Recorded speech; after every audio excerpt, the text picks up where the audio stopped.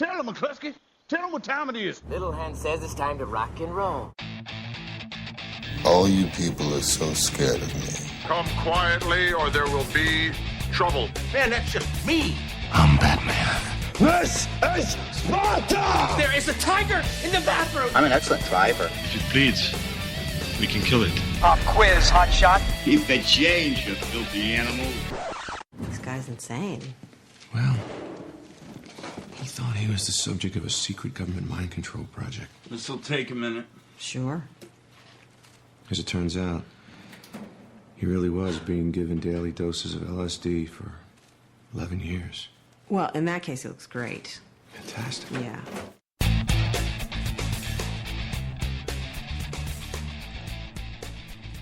Hello and welcome back to this week's Monday Movie Show, to the DVD and Blu-Ray section covering the new releases this week.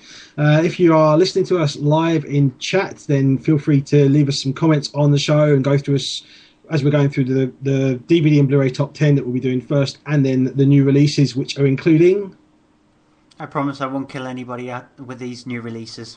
I'm sorry, I'm sorry. It was just a tiny little conversation that me and Andy had just before the start of the show there, but it's not going to stop me from saying that every now and again if something makes me angry. It's not that harsh.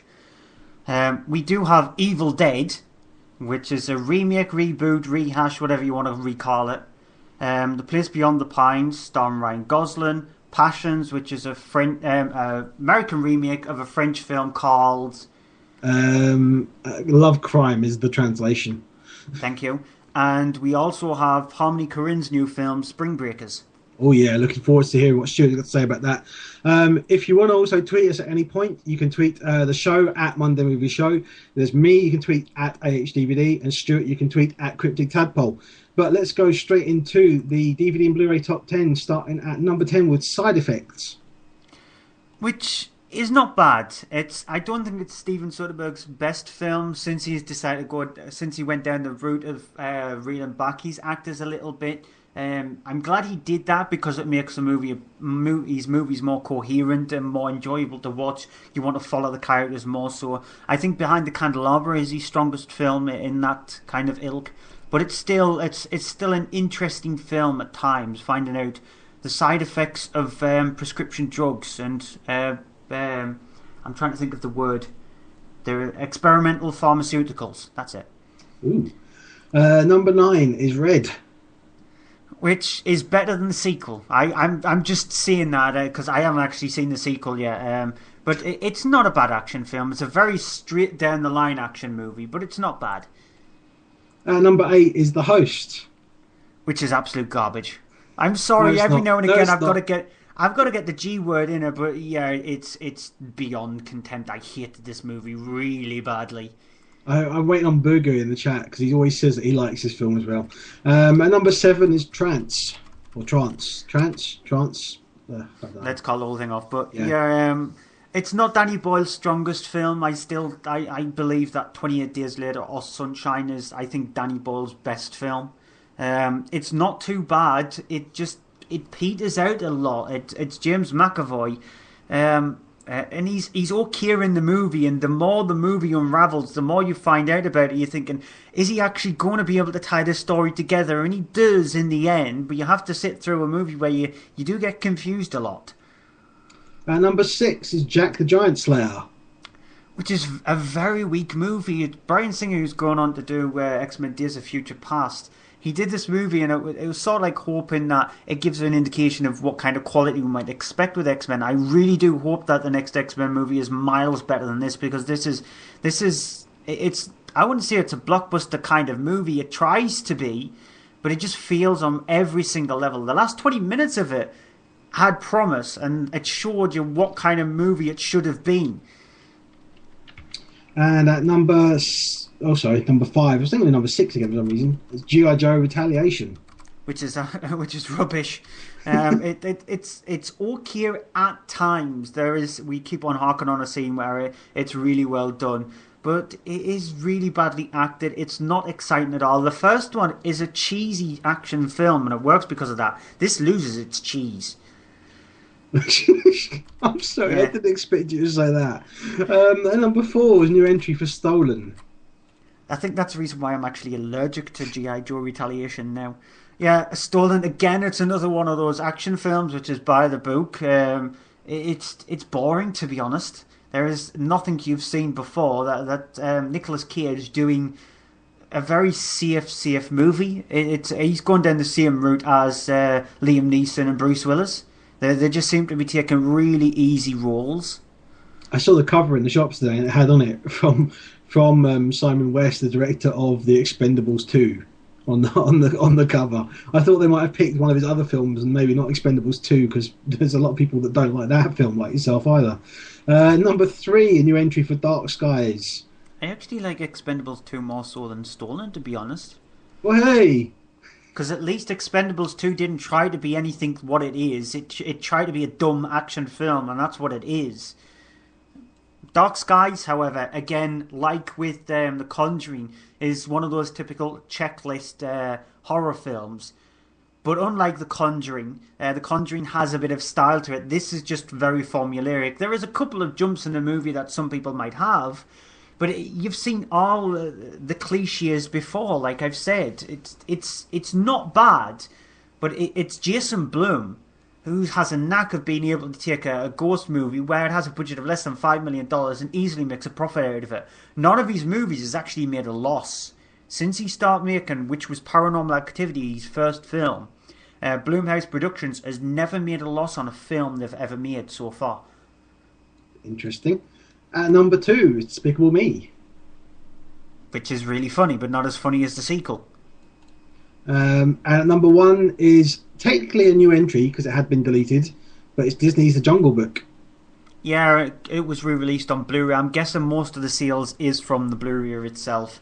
But it's a Disney classic. If you've not seen The Jungle Book, then I'm not going to use the cliche, you've been living under a rock or something like that, but there is something seriously wrong with you if you've not seen The Jungle Book. Yeah, the King of the Swingers. The Jungle VIP. Sorry. That's normally me that bursts into song. Okay, we're going to take a quick break, after which we'll go into our first review.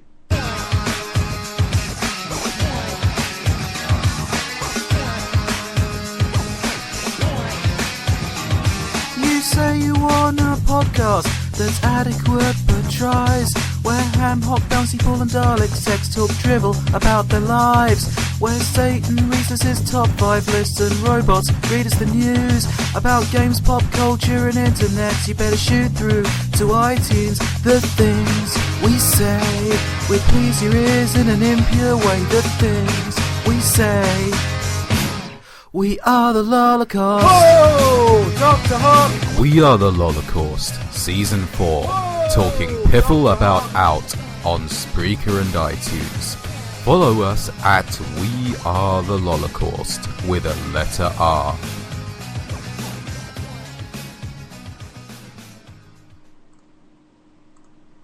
And that's the Lolacost, who can be found at lolacost.co.uk. So let's get on to our first DVD release this week, which is the remake of Evil Dead. Not a remake. Well, remake, reboot. It's not a reboot. It's a re-something, but it's not a remake, a reboot, or a reimagining. Evil Dead from Fede Alvarez. No? No, you got it right. Yeah. It stars Jane Levy as Mia, and is it Shiloh Fernandez? Shiloh Fernandez. Oh, well, I'm not going to go through this again. Who plays David, who is her brother, and he turns up at a cabin in the woods, to coin a phrase, where there's a whole group of them there, a few people who've come together to help Mia, who is basically going through detox to go cold turkey because she is a heroin addict.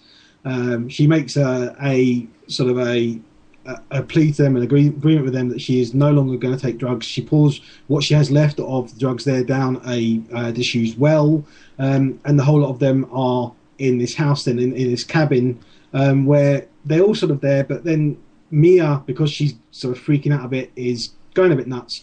She's freaking out about the whole thing of that there is this weird smell in the house, which they then find a cellar which has got things like dead cats hanging in it, and there is this weird sort of box that's covered in plastic and in barbed wire, which one of the guys brings upstairs and begins to sort of open after cutting the barbed wire, opens it, finds it is a book made of very weird looking sort of flesh and weird looking writings and notes and everything all over it, decides to read from this book, and things kind of start to happen then because Mia is sort of trying to freak out, getting away from them. She goes out into the woods, running away, sort of weird things, freaky things happen where she's found by them later and brought back into the room, and she then is kind of freaking out because of something that happened out there. Here's a clip.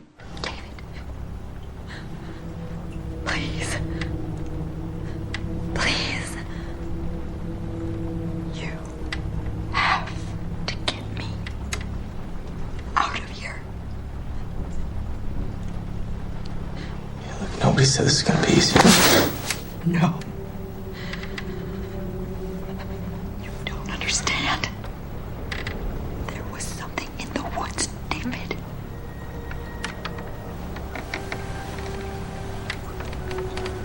And I think it's in here with us now. Want me in the room?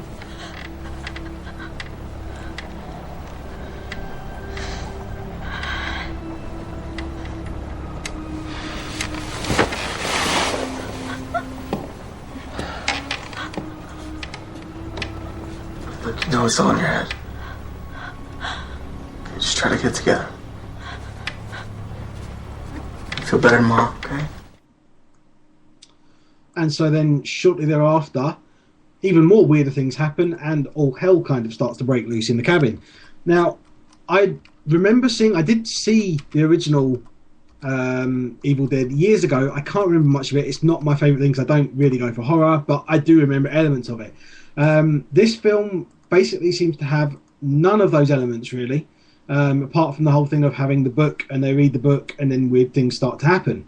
And the thing is that I thought, to be honest, this was really badly written. Not the whole thing of the way it looks, because it looks okay. It's directed okay. It's kind of well put together.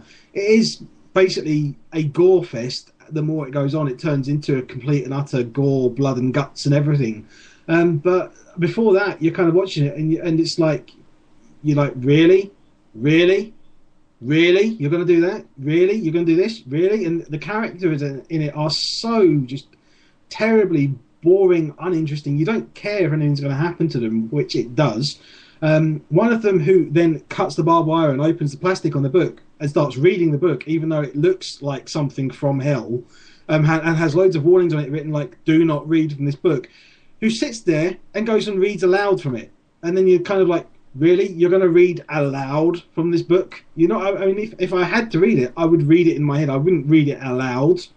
And the thing is, though, I think he probably still would have read along to it if it was a pop-up book and it just popped up in his face and don't read me, he still would have read it. Yeah, it's just, it's a terribly badly written characters, and just so, it's like the characters aren't doing anything because they're characters. The characters are doing something because the film goes, I need this person to do this so I can do the next thing I want to do. That's what it is. It is by the numbers. It's got basically step 1 is this, step 2 is this, step 3 is this. We need something that links, that goes from step 1 to step 2. So we'll have this person do this. It doesn't matter that they wouldn't do this in at all realistically. They're just going to do it because we need them to do it. And that's what the whole film is like. It is literally, you know, rubber stamped for this bit to go on to the next bit. And the thing is, there's no humour in it. It doesn't necessarily need humour, but you need, in a film like this, you need every now and again someone to just make a crack, a one-liner or something, to alleviate any built-up tension, of which there is none, and then it just becomes gore-fest. It is literally one of these torture porn films by the end of the film. And it's just, you honestly just become desensitized by it by the end of the film, because that's all the film has going for it, is that it has loads of prosthetics and people cutting things and people sawing things and people stabbing things, and you're really sort of sitting there going, I'm bored now. And that's only about an hour into the film. Its saving grace is its practical effects. The practical effects are really nicely handled. There is specifically, I'm not going to give it away, the last 15 minutes of the movie shows you the kind of potential that the movie should have had. If it followed the same suit as the last 15 minutes, I think it would have been a much better movie, because there is actually a promo shot of it where you do see the lead character standing in a rain of blood, and that's really well done. I really like the way that was done. So the practical effects is nice, but for me personally, I'm a huge horror fan. This is one of my disappointments of the year. So you know that I'm sorry.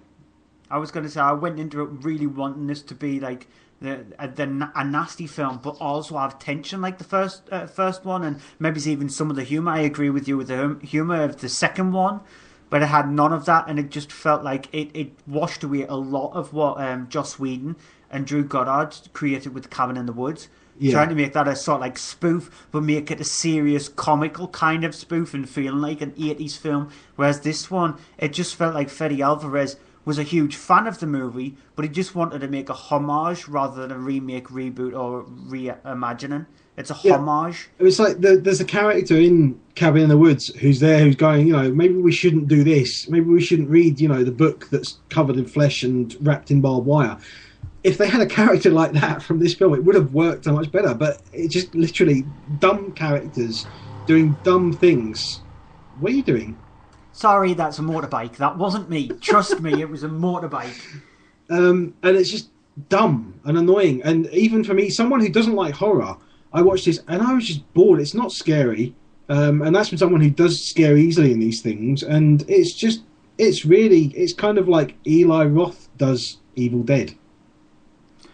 Yep, we'll go on to the next film then. Actually, that would have been a good time to start the next review of the next film, would have been The Place Beyond the Pines and the kind of character that Ryan Gosling plays in it. I see what you did there, yeah. Yeah, it would have led in perfectly, but it is The Place Beyond the Pines. It's directed by Derek Cianfrance. I think that's how you pronounce his last name. I'm not tackling that, no. I think it's Cianfrance. And like I said, the film itself is split into three. And the first part of the film centres mainly around Ryan Gosling's character, who plays Luke, who's a bike rider. You see him at one of these huge, massive carnival funfair things. He rides in the ball of death, where you see motorbikes right around the outside. He rides sort of like in between them while these bikes are riding around them. He's a really good bike rider. He learns, however, that he's fathered a child with his ex, who's played by Eva Mendes. He really wants to look after the child, however, Eva Mendes is with somebody else now.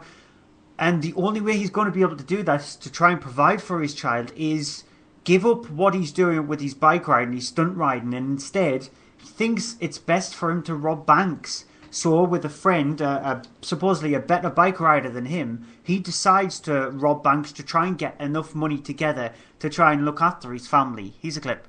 You can use this if you want to, but keep in mind now, I did 4 banks with a note. In other words, you don't need the gun. I never liked guns, man. They're vulgar. But you may want to take it. I don't know. Whatever you want to do. How do we do it? Okay. First thing is we're going to go in there nice and early. Just when the doors open, okay? You're going to take a look at all the tellers. Go for the oldest woman you can, right? Failing that, go to the most meek. You get her to put the money out on the table. Why? So that way you can see if there's a die pack. You put it in your pocket. You don't hand anything over to them. You don't show them the gun, and you go. Get on your bike. I'll be about 4 blocks away. Ride it into the truck. Bam, we're home. We're done. We're rich. What happens if you get stopped sitting by the side of the road with an open cube truck? What are you going to say? What do you mean, what am I going to do? I'm an officer. Excuse me, sir. What are you doing with an open cube truck? What are you doing? Why are you sitting here like this? Oh, I broke him down. I'm waiting for the, repairs. Thank you for asking, officer. That's a nice touch. And so Luke's story sort of like bleeds into the second story, which centres around Bradley Cooper's character, who plays Avery, who's a cop who wants to steer on the good side of things. His main aim is to try and build up his reputation so he can go through the ranks. However, he gets embroiled in a lot of corruption led by Ray Liotta's character, gets brought down and it gets succumbed to it and involved in something, which I'm not going to give it away. And both stories end up bleeding into the third story, which centres around their sons. It's set 15 years later, and it centres around sort of like what's happened with their sons and how what their fathers have done in the past is going to change their lives, because they have managed to become friends, but bad things happen between them. Now, the thing with The Place Beyond the Pines is it's a very long film. It's on for just shy of 2.5 hours. And it is a really good drama. It's very well acted. Ryan Gosling in this movie is brilliant. He is really good in this movie, unlike with Only God Forgives. He's sort of like on par with his character in Drive. Not as violent as his character in Drive. And I don't think he has as much menace in that, but his character wasn't meant to be played with very much menace. He's just there to try and supply for his family. So it's really well acted. The problem with The Place Beyond the Pines is the more the movie goes on, the more it actually gets weaker. So I found the first story, which involves Ryan Gosling's character, is very interesting and intriguing. The second story, which involves Bradley Cooper, is very weakly done because it just fizzes out at the end. It doesn't seem to tie up properly. And when it leads into the third story about their sons, it just becomes a very stereotypical kind of movie, which involves things like drugs and things like that. And so you expect what happens in the third story, and you can predict what happens in the third story. So it's not. I'm not saying that it's not a bad film, because it's not. It's a really, really good film to watch. But just expect it to get slightly weaker over time. Not going downhill majorly in the quality of it, but just slightly weaker over time. I'm going to go on to Passion in a second, but I'm just going to say I kind of agree with that, but I think that especially in the middle part, the middle story with Bradley Cooper's character, for me, that is where the weakest part of the film is, because it kind of has this lull where it goes on for too long. But I agree that as it goes on, it does get weaker as it goes on. It doesn't tie up itself properly neither, does it? Unlike with Luke's story, with Ryan Gosling's story, even though it is like about 45 minutes long, it does seem to have a little ending of sorts, whereas Bradley Cooper's one, it just ends. Yeah, and the whole film itself is left kind of open-ended, which doesn't necessarily work for it. I am really going to shoot that guy on the bike. I know I said I wouldn't use that word, but I'm really going to kick his posterior. Okay, well, I'm going to go on to Passion, which is directed by Brian De Palma. It is a remake of the 2010 French movie Love Crime, or Crime d'Amour, as the original title was.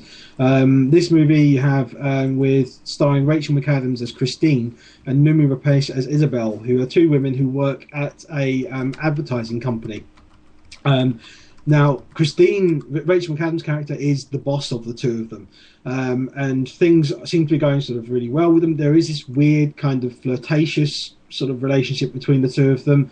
They're trying to sort of win over a ad campaign for a mobile phone to be released, having problems with coming up with this at the start of the film. And Isabel comes up with a very good idea, puts together a video quickly, does it all, sends it off. Everything seems to be going really well, and the ad really sells it and gets them the campaign. Everything seems to be going well between the two of them, between Isabel and Christine, until something happens when they're actually on a video conference with a boss in one of their other depots. Here's a clip. We are crazy about this idea. We love it. We're actually thinking of going international with it. Oh, what? That's amazing. It's funny, I just got this brainstorm in the middle of the night, and funny how that happens sometimes. Outstanding. Well done, Christine. Thank you. Tell me something. Have you got any interest in coming home to New York? And desert the natives? I've grown rather attached to them. But they might be ready to make a go of it on their own. Can I think about it? Sure. You call me, we talk. Okay. Bye now. We'll talk. Bye-bye. Bye.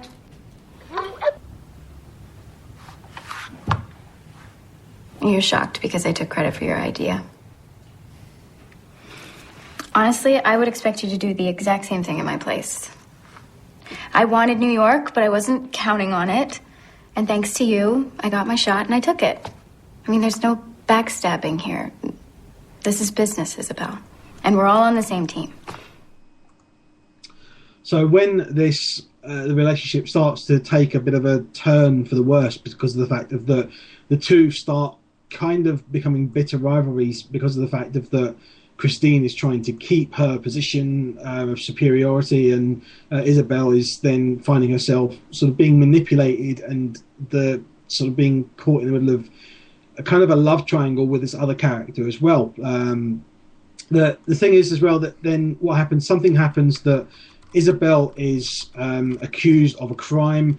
She then finds herself in a situation where she's neither able to prove or disprove that she had or didn't have anything to do with this crime, and things get a bit sort of complicated from then onwards. I don't want to go into it any further without explaining because it will give away too much. But the thing is that I've seen the original movie. I did review it on the show.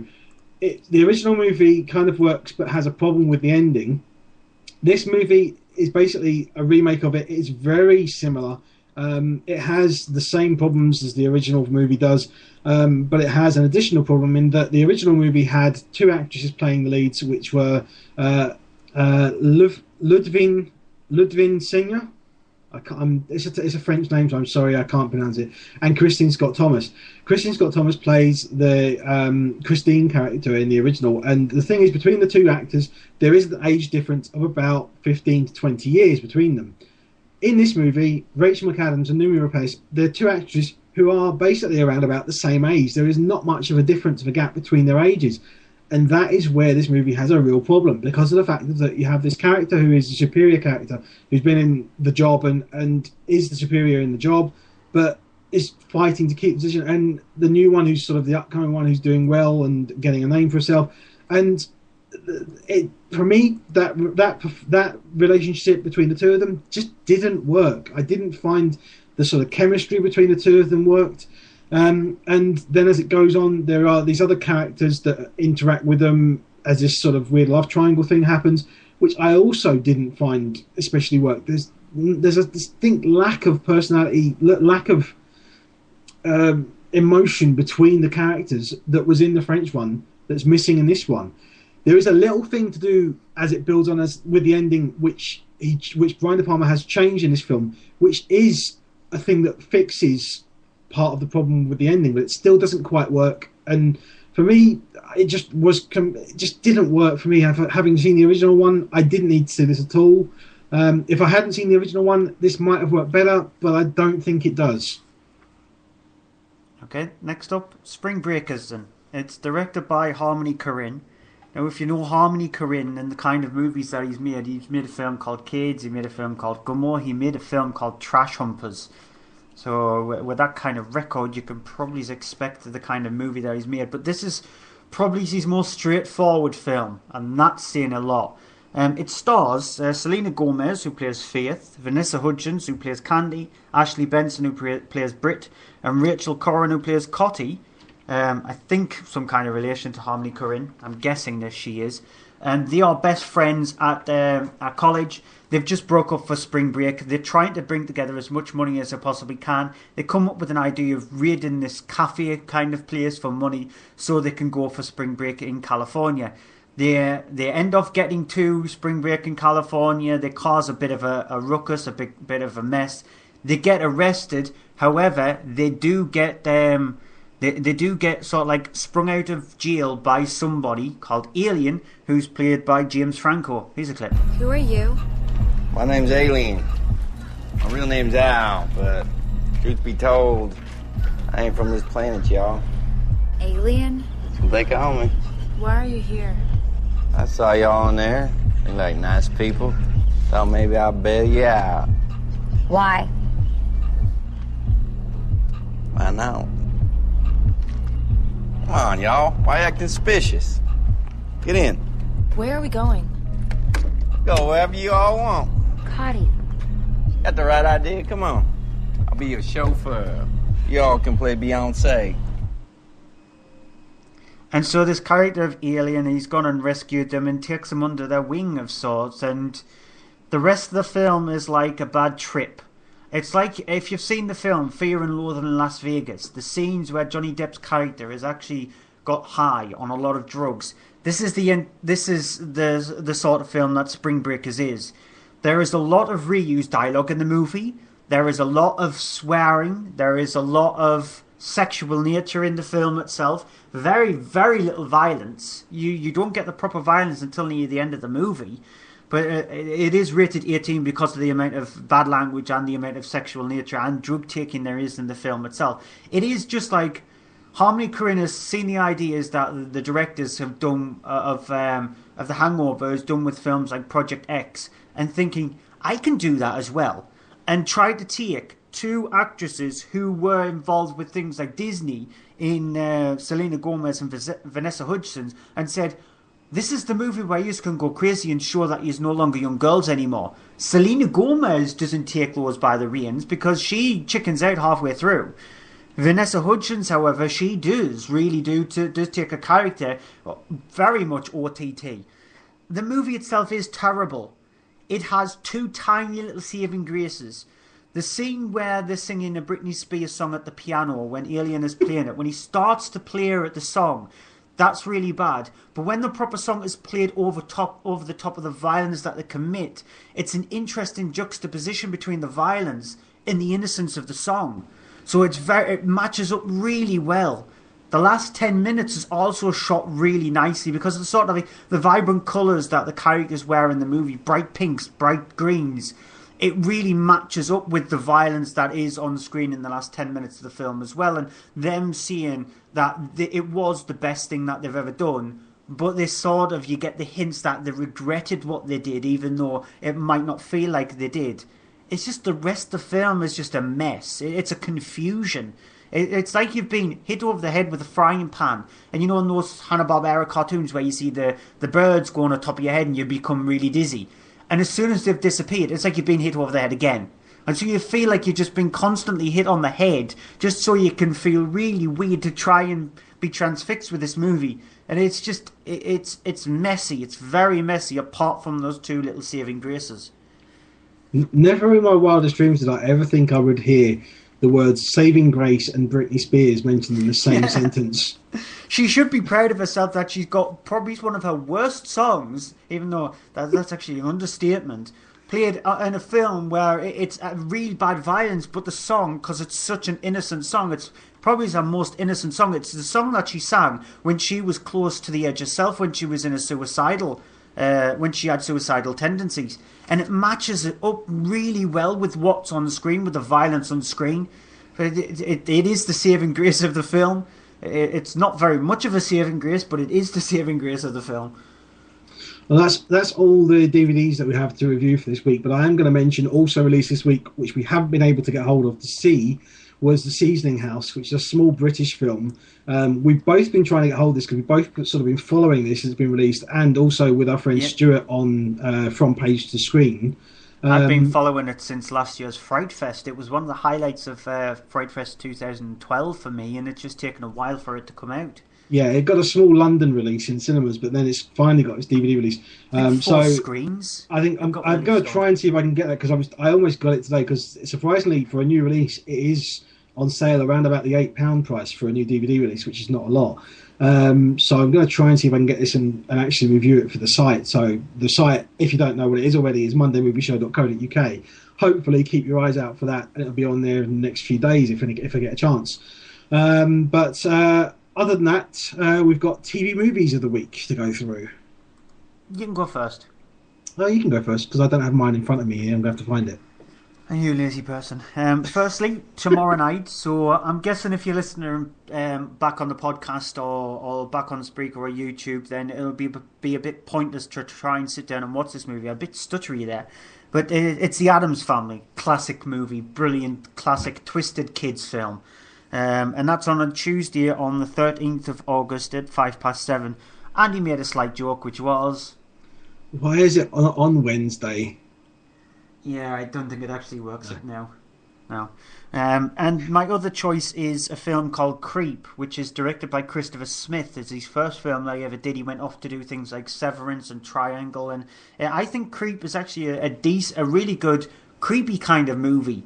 It stars Franca Potente here, and she gets locked in an underground railway, and there's this thing. It's sort of like a Gridley kind of thing that you would see in in these kind of movies. I couldn't remember the name of the film, but The Descent. Very similar to the thing in The Descent. Yeah. But yeah, Creep is actually a decent film. It's on 5-star on Friday the 16th of August at 10 o'clock.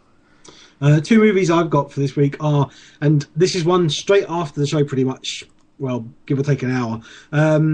10:50 p.m. tonight on Film 4. So if you're listening to us live, you've got a chance. If you're listening to us after the show, you have got a chance if you're quick going through us. If not, I don't know when it's being repeated. It might only be being shown once on Film 4. Is a documentary Side by Side, which for me is the documentary of this year as far as I'm concerned. Agreed. It's about the whole thing of the difference between shooting film and making film. So if you're interested in filmmaking, this is the one for you. The difference between making a film on actual 35mm film or making it on digital cameras, and it's all interviews done by Keanu Reeves, who is the most animated you have seen him in any performance, because he really is interested in this and he really does seem to know his stuff as well. And interviews with people like David Fincher, James Cameron, and Steven Soderbergh, loads of directors, and it's real kind of eye-opening as to how not only film and digital works, but also the views of the industry and how it works in the industry. The other film, I will actually say that it's sort of like Senna. If you weren't interested in Formula 1, but Senna sort of like changes your mind, because it is about Formula 1, but it's more about the character of Senna himself. And Senna, this is about film, but it's so interesting. It draws you in. You actually learn a lot, even if you know a lot about film. It's still a very interesting documentary to watch. I don't know why they're showing it that late at night, though. It should have been shown much earlier to get a bigger rating. There is language in it. There is language in it, quite a bit of strong language in it with some of the directors. It's not as high as a 15, though, so they still could have showed it at 9 o'clock to give it a better chance. It is. David Fincher in particular drops the F-bomb a few times. So that's why it got given I thought it was No. I thought it only got a 15 certificate. Yeah, no, because I got a 15. I got the DVD, it has got 15. But so it that's still why. it could have been shown at 9 o'clock then, because Yeah. there is the watershed time of 9 o'clock, and it would have been better if it was shown then. Surprisingly, though, as I said, I've looked on the website. I haven't been able to find the sign that this is being shown more than once. Because normally, if it's on Monday, you'll have it again sometime in the week, and it isn't. So this might be your only chance to see this for free on Film 4. The other film, of course, on Film 4 as well. I was talking about David Fincher there. The Social Network, which he directed, on Thursday, the 15th of August at 9 p.m. And that's a fantastic film about David Zuckerberg and Facebook. So that's another one that I definitely recommend as a big fan of David Fincher. So that's it for this week's show. Coming up, we're going to be playing a clip of something coming up in next week's show. Before that, movie of the week. Pass. It's just, honestly, it's a very, very weak week for me. Not Grown Ups 2 then? No, definitely not. I can't believe I'm going to say this. I'm going to say Alan Partridge Alpha Papa as my film of the week. If I had to honestly choose can't something, believe I did not think I would be saying that. if I had to choose something, it would be The Place Beyond the Pines, because that is the best I've seen this week. But it's a very weak week for me. Some shout outs before we go. Check out our website, as I've said earlier, mondaymoovieshow.co.uk. You can reach us through the site or on Twitter. I'm on there at AHDV. Stuart's on there at Cryptic Tadpole. And you can also find us on there at Monday Movie Show. You can find us on Facebook as well. Please find us on there and like us. If we want to get any updates or anything like that, they always get put up on Facebook as well, so you can always get them on there. And you can also find us on iTunes and YouTube, so feel free to go on there, give us some feedback, let us know how we're doing, yay or nay sort of thing. Shout outs to the friend Stuart on Following Nerds, a different thing. Stuart is from page2screen.com, which is with the number 2 instead of 2. Following the Nerd is our friend Mark, it's followingthenerd.com. Who does this show live on Thursday nights. Are you on there this week on the top 10? Yes, I'm on there every single week, yeah. There's also our friend Bouncy, who was in the chat earlier on, under the guise of We Are the Holocaust. And their website is holocaust.co.uk. There is Menage a Geek, our friend Alan, who is can be found on Twitter at BaldGamerDude. And you also got the Time Warriors, which is timewarriors.co.uk. The Seren Foundation charity, which we do recommend have a look at their site. If you can, give them anything you can as a donation. It's SEREN foundation.org.uk. And We'll be back next Monday as usual at 7:30. Until then, here's a clip of Kick-Ass 2, which will be out next week. Bye-bye. Bye. Ah, yeah. Get some. Yeah. You got this. You really think he's got a shot? I wouldn't take his money if I didn't. Yeah? MMA is like chess. It's all about the moves. Okay. And your boy really knows his stuff. Time to die. You all right? Oh, cool. Oh, good jab. Nice jab, buddy. Come on, stay loose, baby. Walk it off, walk it off. Oh, you broke my leg. Ah! Come on, Let's take a break. Yeah, let's take a break, guys. Come on. Street rules, bitch. John, get this girl off me. Hey, what are you doing? What are you doing, man? You all right, Chris? You all right, buddy? Get off me. I was winning. No, you were crying. You know what? Screw this. My superpower is that I'm rich as Hey, you want to work for me, huh? You want to beat people up for me? Sure. All right. Let's get you a mask and a costume, and we will call you Black Death. Whoa. You don't think that's just a little bit incredibly racist? I don't give I want you to put the word out that I'm willing to pay top dollar for every hired hitter in town. Come on, let's just talk about it first. Money talks. You wanted me to be my own man. This is what it looks like. All right, I'll make some calls. Yes! Anybody else want to be a supervillain? Who's the